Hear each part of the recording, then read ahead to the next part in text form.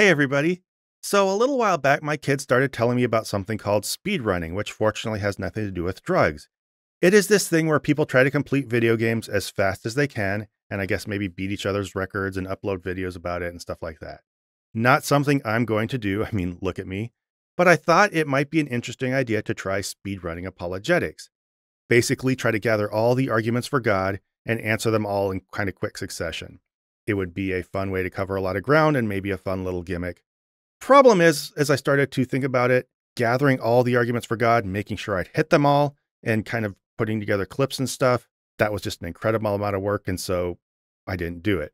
But fortunately, at least depending on how you look at it, a Christian YouTuber named Reformed Zoomer made a video where he apparently answered all the atheist arguments. His name's Redeemed Zoomer, not sure why I keep thinking he's Reformed Zoomer. And so, if he did that, he's presented all the apologetics, and by responding to his video, at least if we can take him at his word, I would be speedrunning all the arguments for God. Pretty neat and easy, right? So let's take a look at his video and see exactly how bad it is.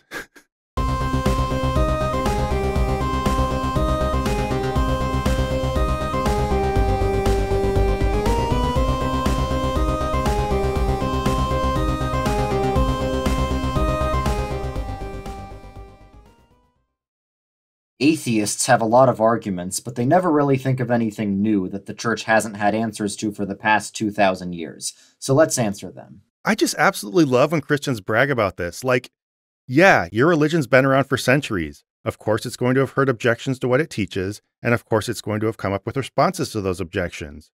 But usually those responses are, and come here, I want to make sure you hear this, not good. In fact, they're so not good that you responding is kind of part of the whole thing. We show questions about your religion, and then you show up and show us how bad the church's answers are. So go ahead, please keep showing us the answers that the church has had for 2,000 years. Now that you aren't quite as free to retaliate against people who ask questions, believers who have doubts are going to see how bad you are at your job, and your religion's just going to keep bleeding numbers. Religion causes wars. Well, actually, only 7% of all human wars were caused by religion, and if you remove Islamic wars, that number drops down to 3%. So the thing you're advocating for only causes 7% of the conflicts where entire nations try killing each other. Not something I'd brag about, but okay. I mean, accidents only cause 6.5% of deaths in the US, but we still look into what causes them and try to stop them. Besides, I'm not so sure about these statistics, or at least how meaningful they are. Wars causing religion is kind of a hard thing to define. Like, a war might not have been specifically about a difference between people's religions, but it sets off all kinds of geopolitical and ideological differences that I think might be at the root of wars that aren't necessarily religious crusades or anything like that. I'm also not sure how they define wars when it comes to Islamic conquest versus Christian conquest. Like, sure, it's easy to throw Islam under the bus and it kind of deserves it, but Christianity deserves to be under there too. So do they count each act of European colonization a war, even if it was kind of one-sided? That's kind of important to know, and it could have a huge impact on this conversation. So maybe try to cite your sources and the methodology behind that, and then we can talk. A lot of evil has been done in the name of religion. This is true, but the most murderous people in human history have been atheists. This doesn't mean religion is true, it just means you can't use that as an argument against it. Oh great, this atheists have killed more people thing. Now I'm sure we know what this is talking about. It's probably referring to a specific group of 20th century dictators, not all of whom were even atheists, as if the number of state murders they committed is a measure of how evil atheism is versus Christianity. This is stupid for reasons I just don't have time to go into here. Religion absolutely does cause irreconcilable differences between and even within religions. Everybody feels just incredibly strongly about religion, even though nobody can verify the first thing about it. And that just creates this perpetual friction that can and does lead to violence. Atheism simply doesn't do this. So is the point really to blame one group or another for a specific body count? Or to find out what kinds of factors lead to an ongoing problem and deal with it? This might be one of the most fundamental sources of confusion across Zoomer's video. He treats every single issue here that comes up as if it's some open and shut atheist argument for God, or is at least meant to be, when really a lot of them are just looking at issues within religion and trying to find out how to deal with them. If you were born somewhere else, you wouldn't be a Christian. Okay, and if you were born somewhere else, you wouldn't be an atheist. Everyone's beliefs are shaped by their context. Oh good, another one where he just says, yeah, but look at what atheists do. To do this, he only addresses the most superficial thing this might mean, which is that your background affects what you do and don't believe, we knew that, and ignores the substance of what's actually being said about religion. The point is that religion is culturally dependent. It's based on nothing but sheer cultural lore, and it depends on that culture to pass that lore along to you. You need a specific culture to teach you Christianity.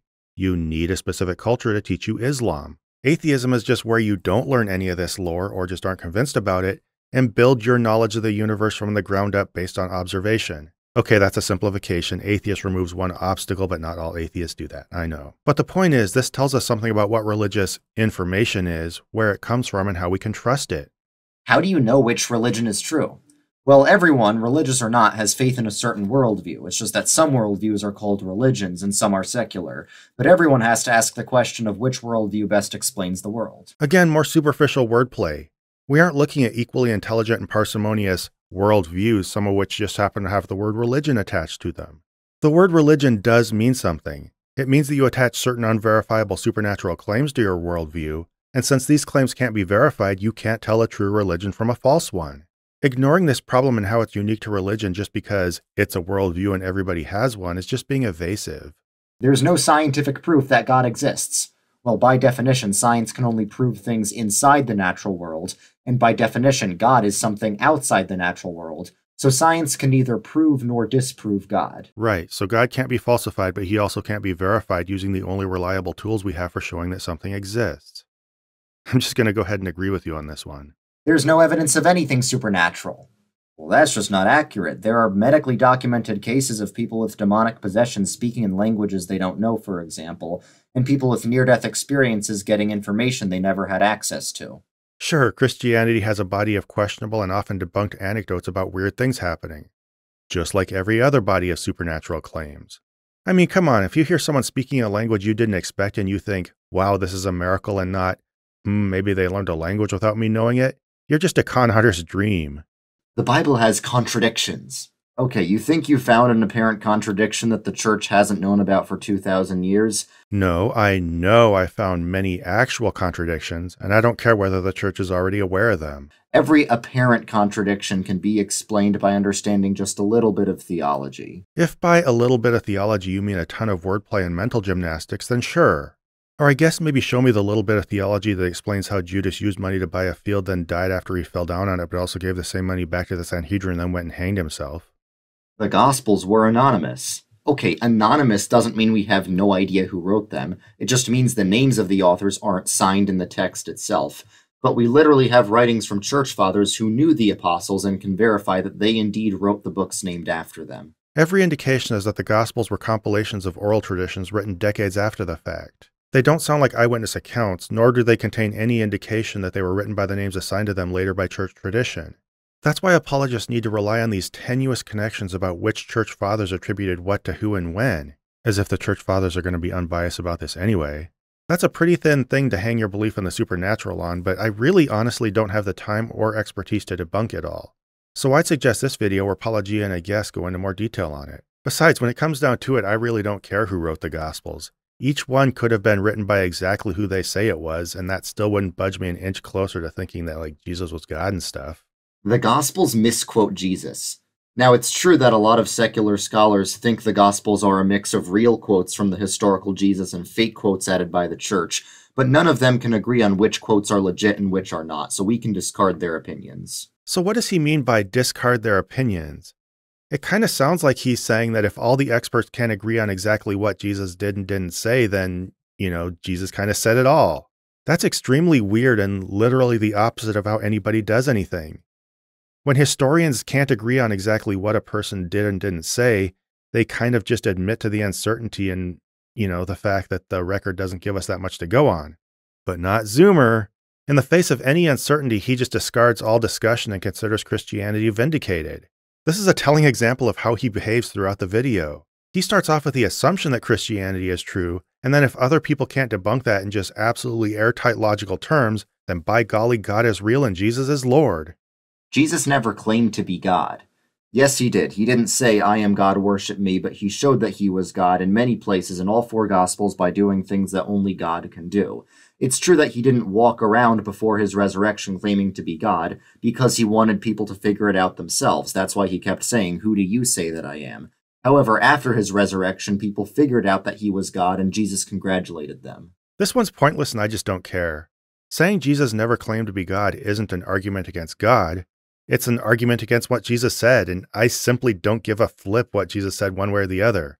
People claim weird things about God or being divine all the time, so what? But this retort fails on its own terms anyway. Like, a lot of people in the Bible did miracles, including raising people from the dead, but as soon as Jesus does it, then we forget all that and only God could have done those things. Also, this whole idea that he, made his disciples play a guessing game about who he was instead of telling them that he was God just makes him sound kind of dumb and petty. The later one of the Gospels was written, the more divine it makes Jesus seem, so we can extrapolate that Jesus was originally a human figure who got made more divine over time. Alright, maybe some Gospels emphasize Jesus' divinity more than others. The later ones more than the early ones. Let's not try to obscure the issue. But what about Paul's letters that fully confess the divinity of Jesus and were also written before any of the Gospels? So that breaks your pattern. Paul's a weird one to bring up here. He talked about Christ in kind of abstract terms as a celestial being and didn't really speak much about his earthly ministry or humanity at all, which is kind of strange. I mean, his lack of awareness of Jesus a mere 20 years after the fact is probably more damning than the pattern in the Gospels. Yeah, we could say he might not have met Jesus himself, but he should have been surrounded by people who had met him, spent all kinds of time with him, and had all kinds of things to say about him. But instead, he acts like his isolated little vision gives him more insight into Jesus than all the church leaders who had spent literal years walking and talking with him. That's kind of strange. But all that aside, Paul's letters are a whole different animal than the Gospels. And the Gospels do show a progression from Jesus being less supernatural to more supernatural. And I guess of kind of having a lot of other theology attached to him. Besides, this isn't some attempt to extrapolate our way to some airtight argument against God. It's just a pattern that shows a natural literary history behind the Gospels. We look at ancient literature like this all the time. If Christians didn't take more exception to us doing it with the Bible, then this wouldn't be such an issue. The Bible supports slavery. No, it doesn't. Just because there's slavery in the Bible doesn't mean the Bible supports it. True, the Bible doesn't support slavery just because slavery's in the Bible. The reason we know the Bible supports slavery is because support for slavery is in the Bible. There are some Old Testament verses that could be interpreted as condoning slavery. And why would those verses be interpreted as supporting slavery? Because they explicitly and openly support slavery. Anyone who beats their male or female slave with a rod must be punished if the slave dies as a direct result. But they are not to be punished if the slave recovers after a day or two, since the slave is their property. Your male and female slaves are to come from the nations around you. From them you may buy slaves. You may also buy some of the temporary residents living among you and members of their clans born in your country, and they will become your property. You can bequeath them to your children as inherited property and make them slaves for life, but you must not rule over your fellow Israelites ruthlessly. Slaves, obey your earthly masters with respect and fear and with sincerity of heart, just as you would obey Christ. And I could go on and on. It's really incredibly obvious, and adding the qualifier could be interpreting here is just willfully trying to obscure what the Bible says. But Jesus himself said that the Old Testament made accommodations to people's sinful state. Do you really want your answer to be God allowed slavery because he just didn't want to pick that battle? I mean, if that's what you want to go with, sure, I'll concede that one to you. I mean, yeah, there's a lot that could be said about why you're wrong, but it's such a damning answer, go ahead and have it. Besides, I thought the Bible doesn't support slavery, it only mentions it, but then no, some passages can be interpreted and only interpreted as supporting slavery, but then no, Jesus actually has to refute the Old Testament. Pick a lane, dude. When you just keep kind of spraying us with a variety of different contradictory excuses, it sounds like you know you're wrong and are trying to hide it. And also, slave owners in the American South had slave Bibles for their slaves to read, but it omitted a lot of the real Bible, so if the Bible actually did support slavery, this wouldn't have been necessary. No, that's not true. The slave Bibles might have omitted a lot of passages, but they also included a lot of passages. So, the best this gets you is that the Bible has mixed messages about slavery, and I wouldn't really want to go with that. I mean, I don't know about you, but I would never write a book that endorsed slavery anywhere. And if I did, I wouldn't try to defend it by saying, well, yeah, the whole thing doesn't support slavery. Christianity supported slavery. Well, sure, some Christians did, but all human civilizations have had slavery. Not the Incas. Besides, we're not trying to defend anybody as representatives of a perfect God. You are. So, saying what about all those other people gets you literally nowhere. Christian civilization was the first one to abolish it on moral grounds. A lot of civilizations had abolished slavery before Christianity was even around. Take 5 seconds and Google it. Now, I'm sure he throws in the words on moral grounds to obscure the situation with unverifiable semantics, and he can just go ahead and off with all that. But I guess good job, Christian civilization, on abolishing your own practice of slavery after amping it up to an industrial worldwide scale. You're an inspiration to us all. The fact that you're against slavery is due to Christian influence. No, I'm against it because it's an affront to the rights and dignity of humans. I'd arrive at that conclusion without your religion, just like you arrived at it in spite of your religion. Also, most organizations fighting modern-day slavery are Christian. There are a lot of secular organizations fighting slavery, including the biggest, most effective ones.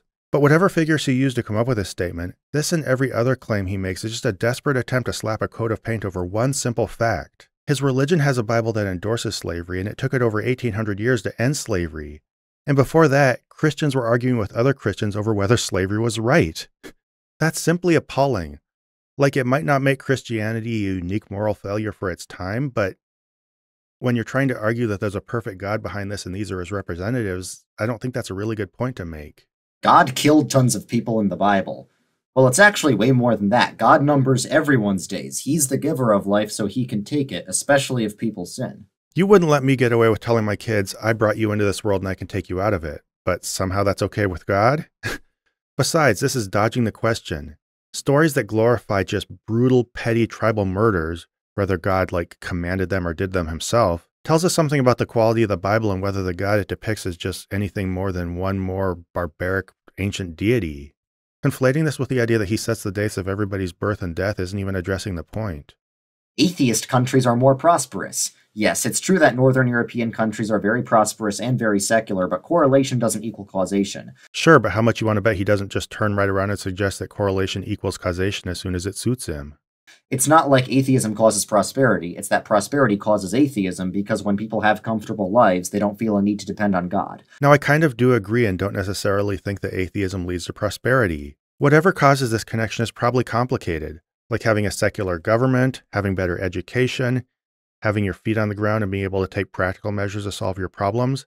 I could see how a lot of that leads people to be less religious. On the other hand, there's a lot about living in poverty or desperate circumstances that can drive people to be a little more superstitious. In either cases, it's probably a lot more complicated than atheism causes prosperity or, prosperity makes you prideful so you turn away from God. But nice job keeping correlation separate from causation for maybe a literal 2 seconds. But why are these particular countries so prosperous in the first place? They may be secular now, but they're rooted in generations and generations of Protestant Christianity. If you want an example of a country that's atheist and not rooted in Christianity, look at communist China. And I guess when connecting correlation to causation suits him, he just dives right into it. Prosperity isn't caused by atheism, atheism causes prosperity. But actually, prosperity isn't caused by atheism, it's actually caused by the fact that these countries used to be Christian before. Yeah, right, just like a former alcoholic who turns his life around has the fact that he used to drink for all those years to thank for it. Makes sense to me. Also, first, notice that he skims the most highly secularized Northern European countries off the pool of formerly Christian nations by adding the qualifier, Protestant Christianity. Second, the type of previously destabilized nations that tend to experience sudden communist revolutions have a rougher go of it than prosperous nations that gradually shift towards secularism and socialism. But sure, China is less prosperous because it didn't used to be Christian. Third, how is China not a prosperous nation? Maybe not in terms of the happiness or wealth of the average citizen, but still, weird example. And fourth, I advocate for governments being secular in the sense of not getting involved in religion. I oppose China's restrictions on religion as much as I oppose a Christian nation's enforcement of it. This whole thing is just a spectacularly giant convoluted mess, but I guess I have to stop talking about it sometime. There's 4,000 gods that people believe in, and you're atheist to 3,999 of them. I just go one god further. Okay, this isn't the gotcha that you think it is, because the question of whether some sort of god exists is fundamentally different from the question of which religion is right about God. Right, and if you think this quip is meant to philosophically disprove God, you're kind of missing the point. It's just helping you see other religions the way outsiders see your religion. By recognizing why you're skeptical of other religions, you can kind of see why other people are skeptical of yours. And then maybe, just maybe, you can start to be a little even-handed in applying your skepticism instead of turning a blind eye toward the problems of your own faith. I mean, sure, this is an imprecise quip and I can see how it can come off as a little annoying, but how could you be a longtime apologist and miss the point this badly? If God created everything, then who created God? Well, God is defined as the uncaused causer. Yeah, some people, including you, define God that way. Now that you've asserted that that's what you think God is, we can start the conversation about whether that definition makes sense. Or not. If you just want to respond to all our questions by saying, well, I said he's the uncaused causer, you're refusing to explain anything. In fact, it's even worse than that. The cause of something is the explanation for it. So when you say God has no cause, you're telling us that you have no explanation for God. It's just a fancy way of concluding the conversation by saying, I give up. Everyone knows there needs to be a first cause at the beginning of the chain of all events in the universe, and it makes a lot more sense for that first cause to be a personal God who caused things for a reason, rather than some random impersonal force. Nope, it's not true that everybody knows there needs to be a cause at the beginning of the universe. That's just what the average non-scientist might think is true based on crude intuition. The more science looks into it, the more they realize that as you get toward the beginning of the universe or look down at a quantum level, reality behaves a lot differently than we think it do just by looking at an eyeball level.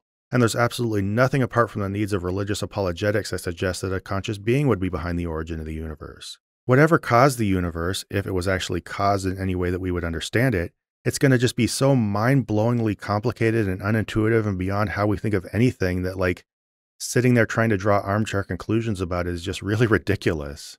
Science disproves God. Well, actually, the church invented modern science. All the founders of the scientific revolution deeply believed in God, and medieval theologians laid the groundwork for modern science by saying the world was governed by an intelligent creator. That means we can understand the world with our intelligence. And studying God led to studying the world because the world is God's creation.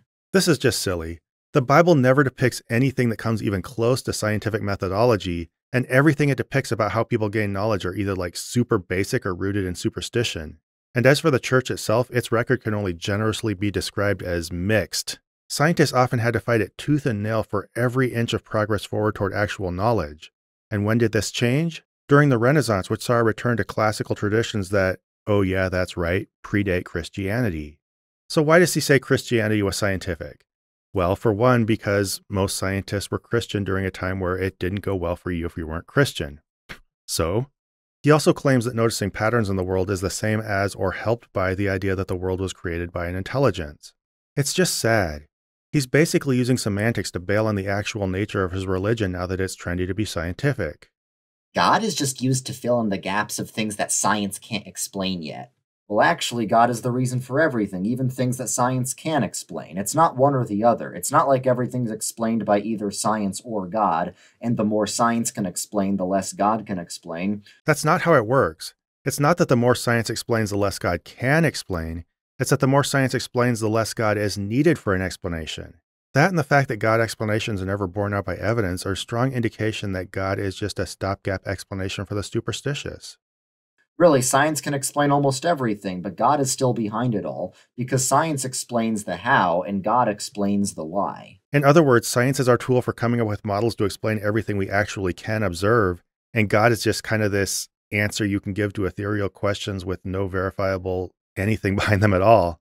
I mean, really what's happening here is you're describing God to the gaps, and not only that, but you're putting God in the smallest, most irrelevant gap possible. If God is good, why can't he destroy all evil? Well, he eventually will. Why can't he do it now? Because he'd have to destroy you. Thank you for offering us the dumbest possible interpretation of what ending evil could mean. Why does God let any bad things happen? Because we deserve it. Only if you're operating on an unrealistic and sick idea of what people deserve that you pulled verbatim from your religion. Well, animals don't sin, so why do they suffer? Well, the Bible says all things will be restored, so if God is good, we can assume that they will be compensated. I guess that technically serves as an answer if your only goal is to keep Christianity out of an inescapable logical bind. But to me, this question is probing into whether the universe looks like a place run by an intelligent, compassionate God. When you see animals going through horrible suffering, the most parsimonious explanation is that this isn't such a place. So like when you try to make up for that by saying, God's going to make up for it later, you're not actually trying to explain what you see. You're just trying to justify a belief you already hold in spite of what you see. How do you know that God isn't evil instead? Well, because evil is not a thing the way good is. Just like cold is just a lack of heat, and dark is just a lack of light, evil is just a lack of good. No, evil and good are just words we use to describe behaviors with positive and negative outcomes, or possibly attitudes that appreciate those actions or outcomes. Neither is a tangible thing, and it makes no sense to say that one is just the absence of the other. Like if I blow up a hospital, I'm not just lacking good. I'm actively doing something that causes harm. It makes no sense. And for good to be objective, it needs to come from God. So a God who is objectively evil is logically impossible. I guess this depends on how you define good and evil. If you just define good as what God does and evil as what God does not do, then congratulations. You've proven that God does what he does and does not do what he does not do. Okay? The real question here is whether God causes unwarranted and grievous harm to conscious beings. If he does that, I consider it evil. Whether or not you want to agree to that label, it still makes perfect sense to wonder why God would cause such harm. You can't get around that question by just defining words in a way that lets you answer with a tautology. Can God make a rock he can't lift? Well, you're just asking if God can contradict himself, like can God lie, or can God change, or can God make another God? And the answer to all those things is no. God being all-powerful means he can do anything to things outside himself. It doesn't mean that he can do anything to himself or that he can contradict himself. Now, I'm not a huge fan of this question, but it does kind of help show the logical contradictions of omnipotence. The very fact that Christianity needed to scale back this claim after people started asking probing questions kind of shows the problem of defining God according to absolutes. The fact that apologists kind of say, haha, you got it wrong, as if Christianity had meant the revised answer all along, just kind of shows a lack of maturity on their part. Why did God let evil exist at all? So he could be glorified in defeating it. Triumph over evil is a greater good than evil having just never existed. Yeah, just like setting a house on fire and then calling the fire department is better than not setting a house on fire. This is just stupid. Besides, he'd already defined evil as just a lack of good. So here, why didn't he just fall back on that and say God didn't even create evil? He actually already had a better answer in his back pocket and still he went with this. Religion is just wishful thinking. Well, if that were true, then the Bible wouldn't be all about how much we all suck. I don't think anybody thinks religion is just wishful thinking. But this is kind of a problem with how he treats this list. He takes an objection, but then he adds an absolute term to it like just or only, and then he just throws out one counterexample and says, yeah, well, what about this? It doesn't make any sense at all. He doesn't address the actual issue that's being brought up. So what if people fall back to Christianity for some things that have to do with wishful thinking, even though it has other elements? Do you want to address that? No? Okay. But the answer doesn't even explain away wishful thinking anyway. We have shortcomings. We can't deny that. So what do? Pretend they don't exist? Or exaggerate those problems to the point that we actually can't even do anything about it, but someone else is going to swoop in and take care of them for us? Sounds like wishful thinking to me. Psychology explains why you believe in God. So what? If God is real, we should expect there to be some psychological or social benefit to believing in him. Sure, I guess, but I don't think anybody's saying there wouldn't be. The actual question here is whether what you perceive as God within your head can be more parsimoniously explained as some kind of psychological phenomena. But fine, don't address that and instead just remind us that we could possibly still be happy if God existed. Spiritual experiences can be explained by brain chemicals. Well, romantic experiences can also be explained by brain chemicals, but that doesn't mean your wife isn't real. So spiritual experiences being explained by brain chemicals doesn't mean that God isn't real. Yeah, but again, that misses the point. You don't believe your wife exists because of romantic experiences. She's sitting right in front of you. This isn't the case for Christians. Many of them believe in God because of religious experiences. And this all falls apart if it can be explained by some kind of brain function. Take away spiritual experiences and you have nothing left resembling an experience with God. Take away romantic experiences and your wife is just as there. Why did he even say this? Did he think if he just rushed through this fast enough, people would be convinced by the parallels in phrasing and never stop to think about what he said? Well, drug trips show that spiritual experiences are from the brain. Well, people who have had both drug trips and near-death experiences say that they're completely different categories of feeling. Yeah, just like smoking weed and snorting cocaine give you different experiences, therefore one of them must be a manifestation of God. The story of Jesus was copied from the story of Horus or some other ancient character. Okay, dude, that's a Reddit atheist-level myth. Even atheist scholars know that that's silly. Then I'm glad you bothered bringing it up. Look, I'm not going to do this straw man thing and say that he only has to counter good arguments, because part of being an atheist YouTuber is sometimes countering bad Christian arguments that a lot of people still are exposed to. So I get that. But still, even though comparisons between Jesus and other religious figures can be exaggerated, and it doesn't mean that Christians copy directly from them, there's still something to be said about Christianity not existing in a bubble. It did exist in a world with all these other ideas floating around, and it probably did draw from them, and that tells us something about the faith. Faith is the opposite of logic and reason. No, it's not. Faith just means trust. No, faith doesn't just mean trust. The word has a lot of usages, and one of them is believing in something without adequate evidence. That kind of faith is obviously a key component in belief in an ethereal God, and denying that just by falling back to one specific usage of the word is just evasive. Anytime you eat food, you're having faith that it's not poisoned, even if you can't scientifically prove it.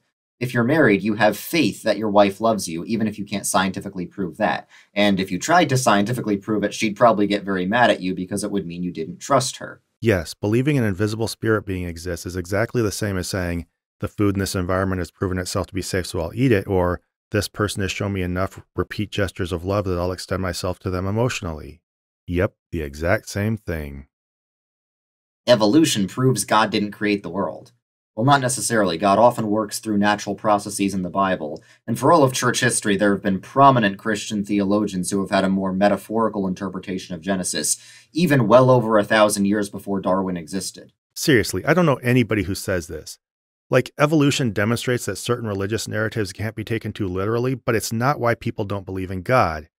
To us, it's just an aspect of science and something we try to understand, and it just happens to step on some people's toes. Like, Christians getting spun up about this are the ones who turn it into a religious issue, so, well, whatever. And by the way, I mostly mean American evangelical Christians, not Christians in general. Christianity only spread because of military conquest. Well, eventually they did do military conquest, but for the first 300 years of Christianity, it was illegal, and it took over the Roman Empire despite that because of how popular it became. And here we have another thing where he tries to dismiss a whole issue by adding words like just and only to the question. Yeah, we know that Christianity didn't just spread because of military conquest, but most of it spread around the world was because of forceful colonization. So, like, do you want to address that or just use the word only to steer around it? Also, it took over Rome after being made the official state religion, so like, sure, go ahead. Just romanticize how much Christians were persecuted in Rome and say it spread just because it was popular. Okay. Constantine invented what we now know of as Christianity. Again, Reddit atheist level myth. Atheists can do better than that. Listen to an actual scholar. Sure, Constantine didn't invent Christianity. Fine. I'm about as bothered by that as you are by Christians who believe in a flat earth. Maybe. So I'll go ahead and have a laugh at the Reddit level arguments. And I'd say you can laugh at them along with me, but maybe you should have thought of that before bringing up the atheists have killed more people thing and then never going uphill from there. If Christianity is true, why are there so many denominations of it? Well, yeah, there are a lot of denominations, but the things they agree on are a lot more significant than the things they disagree on. I'm not so sure that's true, and I think a lot of Christians would agree with me based on how they act toward other denominations. But regardless, the fact that Christianity is so fractured on so many different issues, even if they're less important or even barely important at all, really is kind of weird. It's a strange state of affairs for a religion that's run by a God who, wants all his followers to know the truth and is able to communicate it to them, right? If I were the CEO of a company that broke into different factions with different understandings of my instructions, not only would I be fired, but people would be trying to understand my bizarre behavior for ages to come. There's no evidence for Jesus outside the Bible. Well, that's not true. There's the ancient Jewish historian Josephus who wrote about Jesus, and he's one of the reasons why even secular scholars know Jesus historically existed. This is just another pointless exercise in restating atheist objections in such uselessly absolute terms, there's no evidence for Jesus outside the Bible, so that he can shoot it down in one easy counterexample. Sure, ancient historians mention Jesus, vaguely, almost 100 years after the fact, in a way that mostly seems to be referring to the church and what it taught about Jesus as a religious figure. To me, all this proves is that the ancient world was familiar with Christianity, which, of course, and big deal. We know that. You really think God made billions of galaxies with billions of stars in each of them just to have a personal relationship with you? Yes. So you believe in something that makes no intuitive sense, and your answer is just yes with no explanation of why. Okay, great. This just sounds like a one-liner targeted at your audience to make them feel good. And I think that kind of says something about this whole list and what you're going for here. None of this stuff is going to convince any atheist. It's probably not even going to sound convincing to an outsider who's not interested in the religion versus non-religion conversation. It's just all, common little things that Christians repeat to each other, and at most it's going to mean something to Christians. However, while it might appeal to them at a glance, it is all very obviously dumb, very obviously evasive, and I kind of hope that Christians watch you say this stuff. Watching a response video like mine, that'd be kind of icing on the cake. But even just watching Reformed Zoomers say this stuff, If they have any questions, if they have any doubts, if they were sitting on a fence at all, hearing what apologists like him say is just going to push them that little bit further, nudge them out of the faith, show how silly everything is. So keep it up, Reform Zoomer. Yeah, your religion might have been around for 2,000 years, but it didn't survive those 2,000 years by having good ideas. It survived by dominating people. Now that it can't do that, I'm just as happy to have you saying your part as I am to be saying my part. And, Christians are going to notice, and you're going to keep losing followers.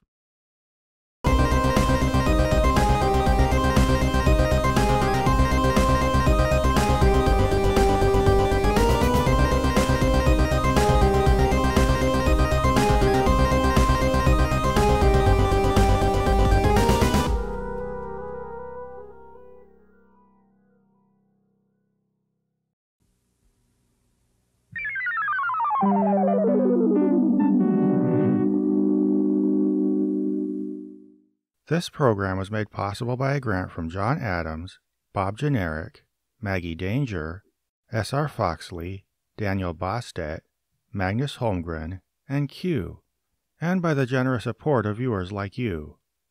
If you'd like to join them in pledging to this channel, please find a link to the Prophet of Zod Patreon below.